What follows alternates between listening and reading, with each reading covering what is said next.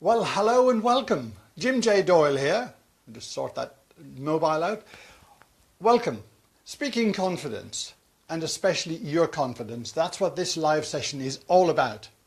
Now, in my previous first of a series of broadcasts, we had some technical issues and the sound quality of the video was awful. It was like running through treacle. Apologies, I will try and duplicate some of that here. But this is about the missing ingredient of confidence. Now, you may have a little confidence issue, you may know somebody else, or you may have an absolutely huge one, which may even be threatening your career. Who knows? But it's all relevant, potentially. But bear with me, because I will give you a list of actions toward the end of the talk, which will be way less than 15 minutes, probably about 12, and with relevant information all the way through. But first of all, welcome, and so I know you're watching, so I know you're interacting, please, comment below, send me some hearts and loves and get all those things going across the screen. That would be really brilliant, really appreciate that. Now, who is this Jim Doyle to talk about confidence? Well, let me tell you, once upon a time, when I was a wee lad, I was terrified of a microphone. Yes, I've got one buttoned on here.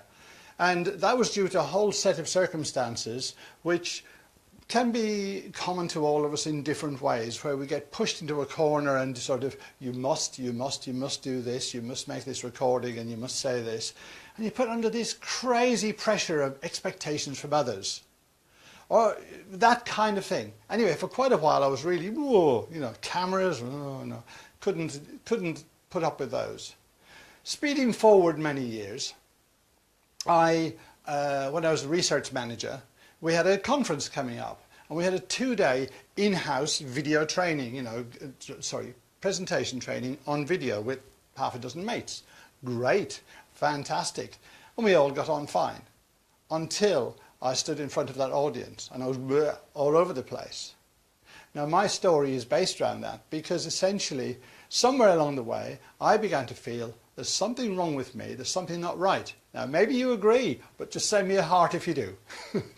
And so that was really my trigger to do deeper investigation into personal development work. I was widely read and had all kinds of interesting things, fascinating things going on. But then I had a minor medical issue, non-life-threatening, went to the doctor who said, oh yes, see the consultant who said, oh yes, you have this dreadful problem where we can hack you to pieces. Didn't feel right. So sometime later, my wife and I went to a Mind, Body, Soul exhibition and I found some fascinating people. I knew nothing about this. It was a whole new world.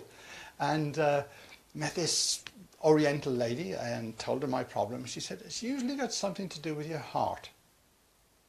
And she ran her hand down my back about this far away. And I went, what was that? That was my introduction to Chi, to life force. And that was the start, the real start of my big change from engineering into energy healing and a whole aspect of understanding what goes on beyond the obvious. And it's been an amazing transformation.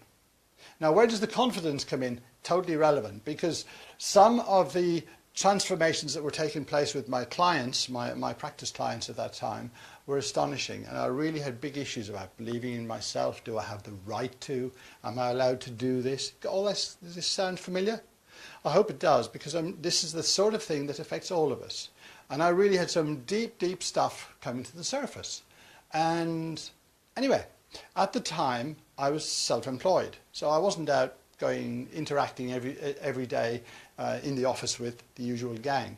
And somebody said to me, you need to go to Toastmasters and get speaking on there. And I thought, oh, interesting idea. So I went along. Somebody said, Jim, would you like to give an impromptu speech? And my heart said, yes. And the guy in here said, not likely. So I came away without speaking, used my now techniques of mind-body awareness to say, oi, out of there. And before long, I got asked how I was so confident and relaxed in front of the audience by long-term speakers. I was really puzzled because this was a mystery to me. And I gave a few impromptu sessions. To cut long story short, I ended up giving a workshop to 180 Toastmasters from across Europe in Budapest on excellence in stage presence and personal confidence. Now that's a big leap from the guy who was not comfortable in front of an audience. And that's the sort of thing that's possible, and that's what I help people to do. To, if you like, take their foot off the brake and press harder on the accelerator with the other foot, or even put both on the accelerator. Because what I believe and what I see is that the issues which cause confidence are exactly the same as hold us back in every other way, not just in business, but also affects our health. It is an imbalance of energy. It's an imbalance of how we feel about ourselves. So imagine you're on stage and you're on there and you're cool, calm, collective, centered, totally focused, you're totally interacting with the audience, you understand what's going on, you know where you are right now. Or your reality may well be, oh my God, I wish this was over, I can't look these people in the eye, I don't feel I'm worthy of saying this, of telling them this stuff, who am I to tell them? All these kind of crazy thoughts that go around, those are a challenge. And conventional coaching says, well, yes, you just practice it, you do some breathing, you do some belly breathing, and you're aware of your body language and your eye contact. But when your voice is going, and your eyes are going everywhere but where they want to, and you feel really uncomfortable, just remember that your brain requires about a third of your blood supply to keep it going properly. It's of that order. Yet your heart supplies all of the blood. And that's what's important, because the thoughts and the logic can drive us into crazy imaginary scenarios. But when we become more centered and more aware of our internal feelings and where they come from, then we can be in a much more centered place. Sometimes it's easy, sometimes it's difficult. And the conventional wisdom of saying, well, just keep practicing, and just face your demons and do it, that works for a lot of people. But it certainly doesn't work for everybody, and it didn't work for me.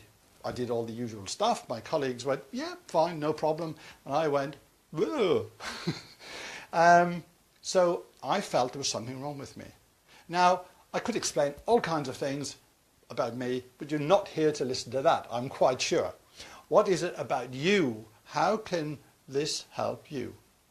Well, let's just look at a scenario. Suppose you fake it till you make it. And yes, I do have a video on YouTube which is playing around doing just that. It does work to a substantial extent. But for a lot of people, it doesn't. Imagine you are like a small table with just 4 legs on there. That's you, that's your structure, that's your energy, how you deliver speeches, how you go from day to day. When one of those legs fails, that table gets very wonky. And that's what often happens when people have panic attacks, when they have stage fright, when they've been perfectly okay for years and something just kicks in and all of a sudden you've got panic attacks, mind blanking, all this kind of thing. What's happening there is that it's like one of the legs on your table, which was perfectly stable until now, has broken. And the reason is that something, say, happened to you when you were growing up. Doesn't matter what, and it's kind of buried, you've forgotten your childhood or whatever. Details don't matter, it's not important. But somewhere you've stored that as a sort of a trauma, as a sort of, don't want to go there. And some circumstances in your life or your presentation or something you're doing brings that to the surface deep down, and that's when your mind goes boop and disappears off into that blank space or panic attack. In principle, that's what goes on. Now, from an energy point of view, that is actually fairly easily identifiable without going through all the details, because we are actually energetically pretty much like an open book.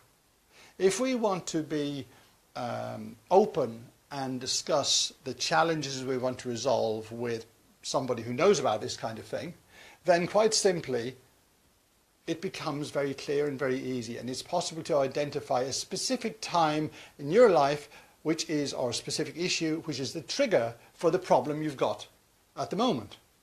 And that might sound so what, but it's your story, because we're living a story all the time. And if you can connect the dots between that incident, event period of time way back, I don't know, 5, 10, 20 years ago, and the issue you have now, it's like, what? You know, and there's a whole amazing insight available there by joining those dots of two different places in your story. No details are necessary, it's just tying into the feelings and the understanding and at a deeper, non-logical level. So if you want to think through, well, it must be this and it must be that, then it doesn't actually help. You've got to feel into it, because what happens is when you're nervous with your audience or in certain circumstances or interviews, something like that, then you may feel sweaty or tense in some particular part of your body. That tension in some part of your body contains a whole big story. It doesn't have to be unraveled. It can be cleared easily using energy healing techniques. And that's what I've done a lot with myself. I've worked with CEOs. I've worked with some amazing people. Now, it even goes as far as, you think about when we're fearful, we retreat into our body. Our hands may get cold, our feet may get cold.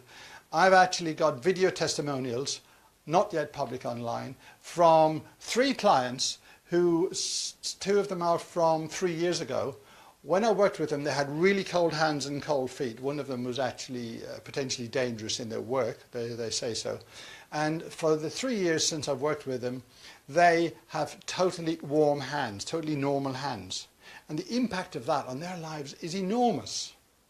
Now, down to the line. What am I going to give you? What am I going to say? Well, quite simply, it isn't a 5-minute fix, and it isn't a 5-year fix either. So just bear with me. A couple of suggestions, and I will put, a couple of ideas that you can use effectively to start to understand what's going on. Because quite often we have this, I can't do this, or I'm not allowed to do this, or I'm not able to do this, or I never do that.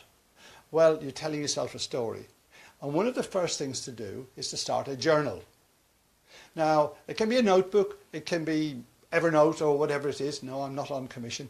But I would suggest password protecting it in these days of vulnerable software, because this is your stuff, your story, and you mightn't want to share it with anybody. And in your journal, write some notes about what are your real issues about confidence. What are the actual issues involved? What's the effect on your life? How is it limiting you? Who would you be? What would you be without that limitation? How could you move forward? Where could you move forward to? You know, promotion, more travel, more excitement, better partners. And where would you rate it out of 10? You know, if 10 is a really horrific, awful, can't go there situation, or you're like, it's a 3 out of 10, it's a 5 out of 10. Your judgment, write it down.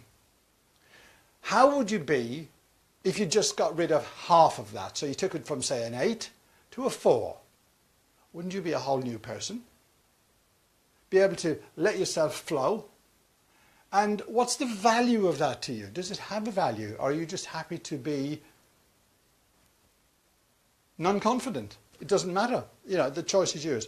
If you take that approach, put it in your journal, and just spend a little time with it and feel into it. And one other, where do you feel the tension in your body under certain circumstances? For example, speaking to your boss, your kids, your partner, your mum, your dad, it doesn't matter, you know, the board briefing.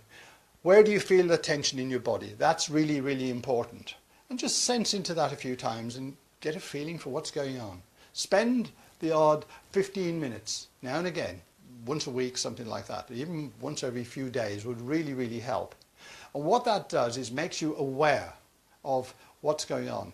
Now, I will post on here a date not too far ahead where I will have a Zoom call available to answer all the questions. So if you have any questions, send them in, email them to me if you like, and I will answer the questions anonymously. So if you've got any weird questions, really strange stuff, just email them to me and I will answer them anonymously.